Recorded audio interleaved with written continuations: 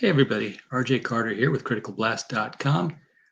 And this is probably the first time I've watched Watchmen as it was playing live. It was, usually I catch it on the recap using the app, and I'm on the commute. I'll just bring it up or, one of the other shows.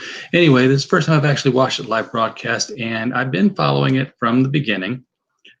And I'm very intrigued with a lot of the things they're doing.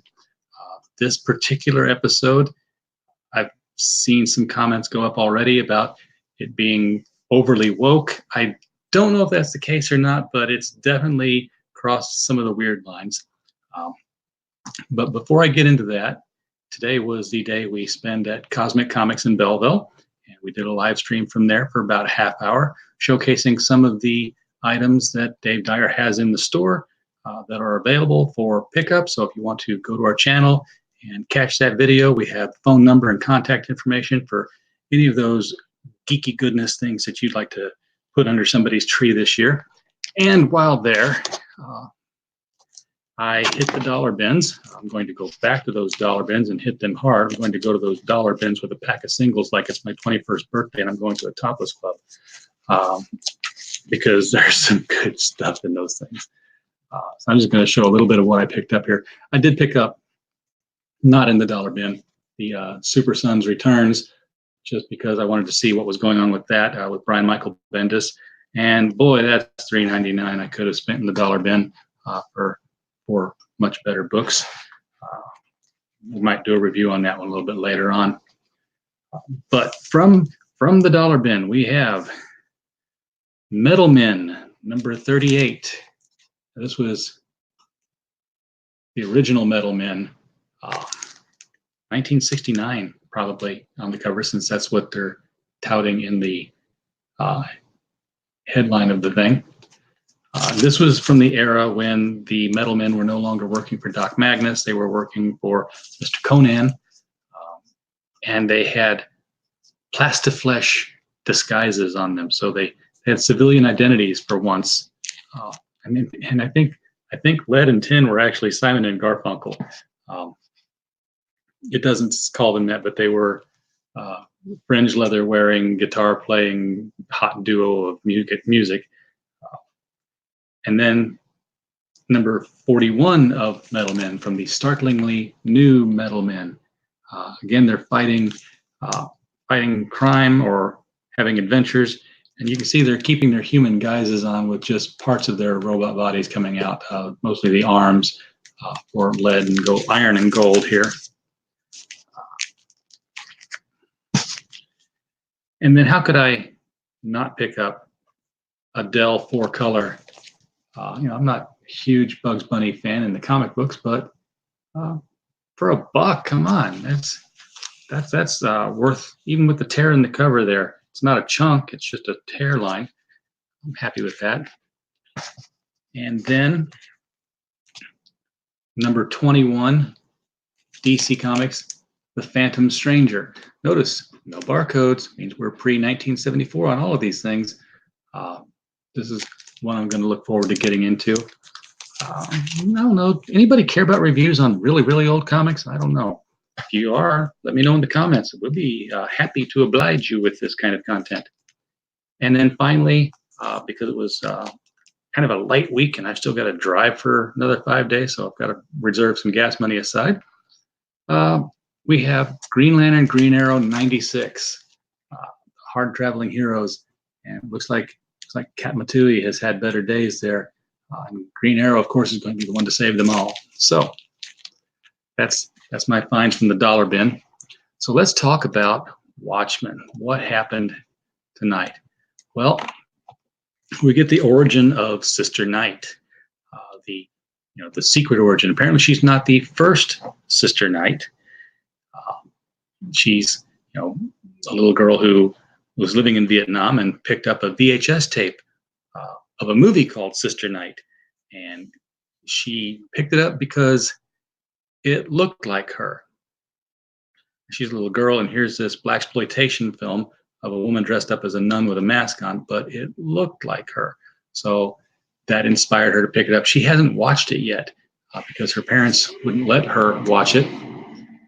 And she hadn't taken it back to the video store yet because on her way back during this celebration in Vietnam in the streets with Dr. Manhattan balloons and Dr. Manhattan puppets, somebody goes in with a suicide bomb and her parents are killed, so she's put into an orphanage. Now, she's seeing all these memories. Angela Avar is seeing all these memories as she's being treated by the lady who runs the True Company, the one building the Millennial Clock, which she's just about ready to kick off. And she tells us why she's getting ready to do all of this. First of all, Angela learns a lot while she's recovering in that facility. She learns where all the Dr. Manhattan phone calls go. They don't go to Dr. Manhattan, which Angela could have told you for reasons we'll get into in a moment. Anyway, while all this is going on with Angela, Laurie Blake has decided to go to the police chief's widow and explain to her what she's found and why she's investigating whether or not the police chief really was a white supremacist or a member of this Cyclops, which has now become the 7th Cavalry. And it turns out that, yes, they are. It's a trap, and she falls for it. And I called it, not the racism part of it, but the plan. If you have a superpowered person like Dr. Manhattan, and everybody knows how he got that way, then everybody's going to line up to try to duplicate that. And that's exactly what the 7th Cavalry is doing. They are planning to use an intrinsic field remover to become Dr. Manhattan, but first they're going to capture him and destroy him. So you're looking at a bunch of white men who are trying to become blue men. Well, what happened to the original blue man? According to True, he is living in Tulsa, disguised as a human being. And she tells this to Angela as Angela's leaving. She's like, aren't you going to ask me who he is? Which means that we would think that True would know who he is. So there's no reason why she would ask that, because Angela definitely knows who he is. And she goes out and finds him, Dr. Manhattan, and she has to wake him up because he has convinced himself that he is this living person, this human person, this black man. The blue man has decided to become a black man. So we got white men becoming blue men and blue men becoming black men. I don't know how much weirder it can get than that. Of course, Dr. Manhattan doesn't remember that he's Dr. Manhattan while he's living this life. He's got something implanted in him that she digs out that is a little metal ring. It looks, it's got the dot in the middle and dot to the side. It's the hydrogen atom symbol. That it's a solid piece of something that she digs out of the body of the guy whose head she caves in because the only way to wake him up was to kill him. And she knows this because he told her that if he ever had to do this, this is what you had to do. So she caves his head in to wake up Dr. Manhattan. And as it's all ending, she's like cutting away at this body.